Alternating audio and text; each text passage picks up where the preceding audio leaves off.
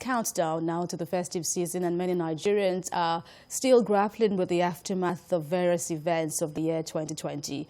From COVID-19 to end-SARS protests, security challenges, and now recession, many are still hopeful that it will be as interesting as other years. Let's talk about this now. Joining me to discuss preparations for the festive season is public affairs analyst Theophilus Akatuba. Thank you very much for joining us at this time. It's a pleasure to be here.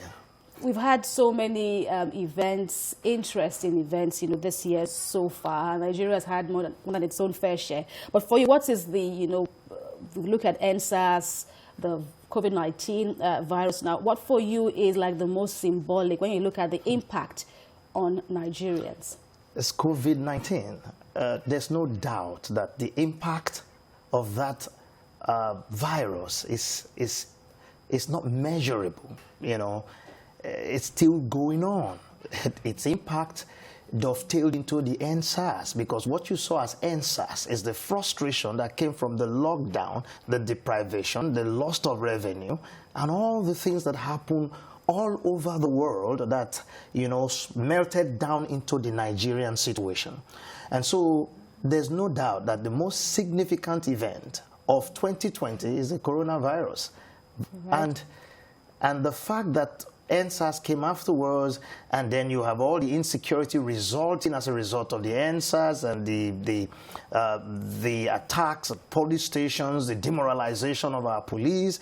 All of that are significant events, and obviously it will take some time for us to recover from all of that. We've also seen, the weight of country-to-country response now to the impact of the virus on various sectors of the economy. If you compare that with the Nigerian situation, of course, at a point, of course, we had a lockdown and then sectors were gradually reopened. But when you look at how the economy has recovered vis-a-vis other sectors, how have we fared? Well, Nigeria has, in comparison, it is said by the experts that we have fared well, that it was expected that the damage would have been worse. And so we are in recession minus 3%. It was predicted there was going to be about 7%, but we're doing minus 3%, which means it's possible that if we can rev off spending and encouragement of activities in many sectors, we're going to likely come out in the first quarter, as the experts have said. But what I see happening is that we should not relent in coming back to activity. People should not say we are in. I think we should not even close down for the year. If government can encourage citizens that we know there is festivity, but we shouldn't close down. Can we make up 2 weeks of the year so that more work can bring us out of recession quicker?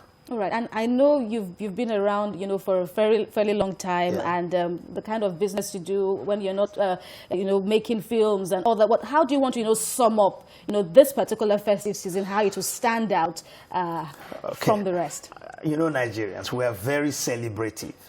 I see this year's festivity to be very big. I said that because, irrespective of the economic situation, a lot of people will go all out to celebrate that they are alive. Absolutely. That they did not die, because I call 2020 the year of the pandemic, the year of death. For those who are still alive, they will see that they've made a lot of gains. So I see people throwing cautions to the wind, celebrating in wild parties. Let's hope we don't pay dearly for that. And everybody, does. That's my prayer. So we must be cautious. Absolutely. And we must be security conscious. Okay. Just yesterday, a young lady's bag was slit open and the money in her bag was taken. She was shocked.